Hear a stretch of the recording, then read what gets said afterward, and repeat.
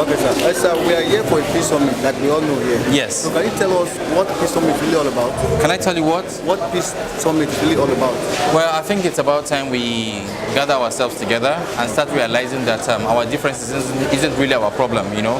It's about time we start thinking about finding strength in our diversity, at the same time finding a way to have everybody included in the governance of the country, not just in inclusivity, but also equality to an extent, so that everybody has a fair share of the country, whether it be our prosperity, whether it be our resources, whether it be our identity as Nigerians. For so long, a lot of people feel marginalized, whether it be their economic instability or disenfranchisement from the system, or sometimes they actually feel they don't really consider themselves as Nigerians because they don't get involved in the governance or the polity of the country.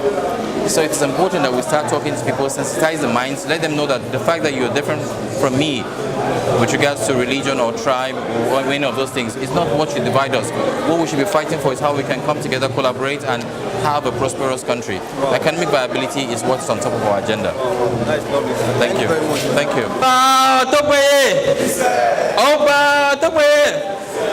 If I didn't say it correctly, I apologize. Wakoyo.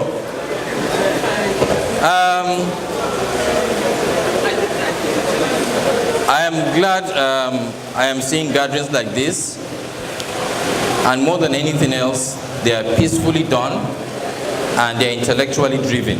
But the young ones are fantastic. You give them a job to do, they finish it very quickly. But the problem is, they are not able to do anything with that skill if they don't get directions from me. But even I will make mistakes if I give them directions without seeking guidance from people older than me, especially those in the ministries or in the government. What does that mean? It means it can only work if everybody is involved. If you look at it critically, our private sector seems to be thriving. It's progressing. There are people who started their businesses 20 years ago, 25 years ago, and today they've built conglomerates, massive empires.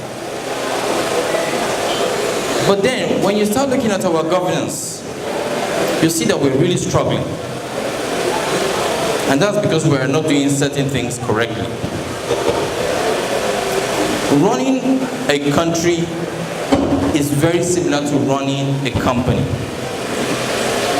But one of the reasons why we have found ourselves where we are as a country is, one, we allow politics interfere with governance. And when you allow politics interfere with governance, everything will go wrong.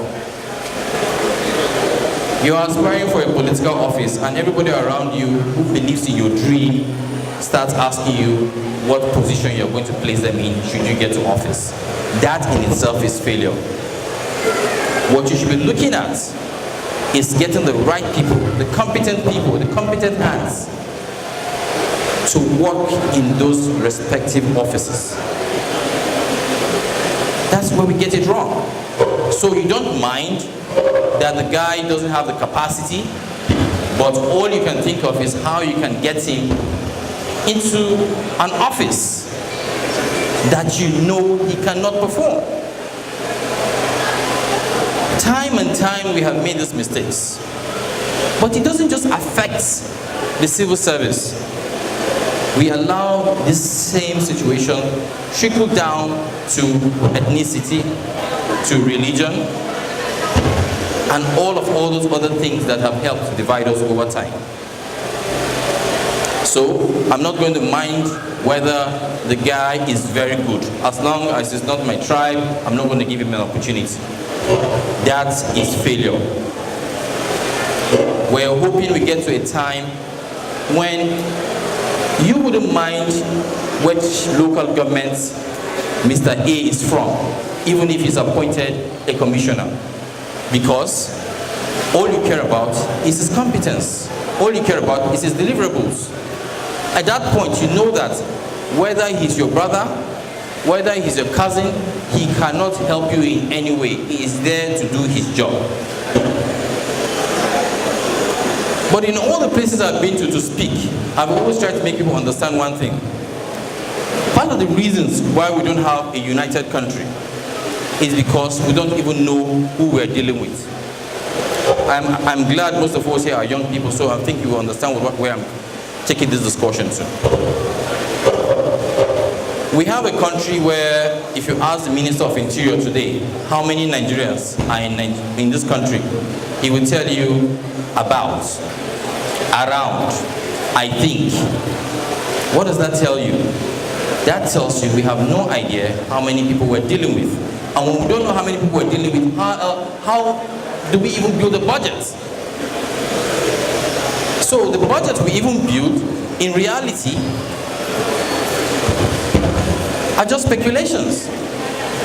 So if somebody tells me we're 170 million, I tell him sometimes I doubt if we're 170 million. I'm beginning to think we're less than 170 million. But we can't know all these things if we don't find out. And how do we find out? We have to take data very seriously.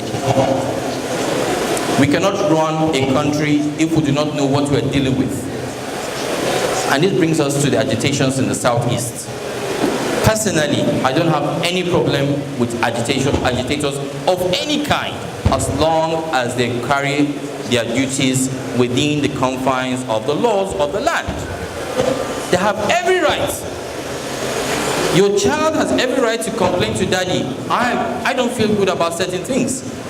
And at this day and age, we should be able to listen to the child to ask him what exactly he wants. There should be compromise. Everybody cannot go to the left, neither can everybody go to the right.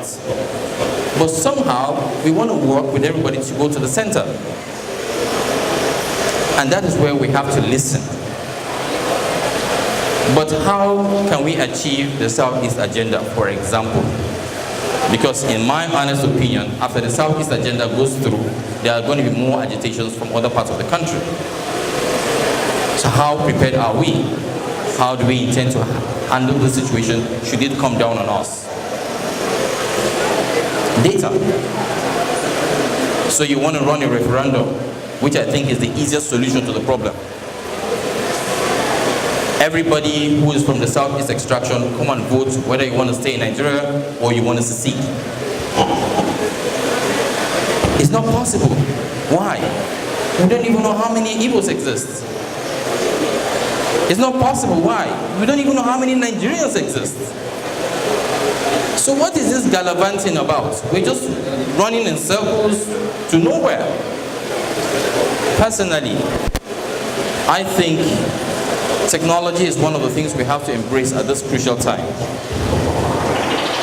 We have to embrace it, we have to hold it tight, and then we have to see how it can help us fashion a way towards where we're going to. Because right now, we don't seem to be going anywhere. When you know exactly how many people you're dealing with, at that time it will not be a question of north, south, east, or west. It will just be a question of competence, deliverables. I'm from the north. I've lived all my life in Edo State, most of my life. The only time I am worried about my safety in Lagos is when there's a criminal activity. So what does that mean? That means the only thing that can cause chaos, grievances, attacks is poverty. When the people are hungry, they will do whatever they have to do to get something. And in most cases, it's violent. So, whether we're going to talk from morning till night about what we have to do to be our brother's keepers, what we have to say to make sure everybody is happy, if we do not have proper economic progression as a country, we will not achieve anything. I expect a country like Nigeria to be looking at how to synergize state governments to do businesses together. When myself and my team went to Aba, because we were fascinated with the leather industry in Aba, we went to Aba and we saw clusters holding about 10,000 people. 5 different clusters in Aba holding about 10,000 people, designing shoes, belts, handbags, and what have you. And so I was fascinated and I asked the question, where do you get your leather from? Oh, and we import them from Turkey. Sometimes we import them from... I was perplexed and I was disappointed, because I know somewhere in Sharada, in Kano State, where we know that most of the slaughtering of the animals takes place, has a leather village. It's a leather town. It's big. The only thing they do there is process leather. But even this leather that they process in Sharada, in Kano, is on surface level. So they just get the leather, they beat it, they dry it, and they're quickly ready to sell it to a country outside Nigeria. When you have people in your country just a few kilometers away who would actually use this leather, and you can have a partnership. What's even worse, I don't know if any of you know the famous French designer Louis Vuitton. Every girl wants to have a Louis Vuitton bag. But Louis Vuitton recently said most of its leather is being sourced from Kano. And when you go to Kano, the average men in Sharada beating this leather are still poor. But the people in Sharada, in Kano, but the people in Louis Vuitton, in France, are multimillionaires. It's about time we start thinking deep, as opposed to having our leaders, our elected officials, distract us with small, petty, nonsensical things. I think it's about time we start asking them those hard questions. What are you doing to stop collecting money from the center? How can we use what we have to get what we want? And let it be that whatever comes from the center, should we even continue with this arrangement of governance, it's a plus. So whatever comes from the center becomes a plus. But critically, where we are is because we have lazy governance and we don't have a structure that can help us develop or progress economic viability right from our bottom. My name is Ahmed Buhari, and I'll be running for the office of the President of the Federal Republic of Nigeria in 2019. Thank you. Put your hands together for Ahmed Buhari, presidential aspirant, 2019 presidential election. 1, 2. O God of creation, direct our noble cause, guide our leaders right, help our youth to know, in love our mountains to grow, and live in justice, bring up to life to build a nation, where peace and justice. Thank you very much. May we proceed to our peace run, while the high table and our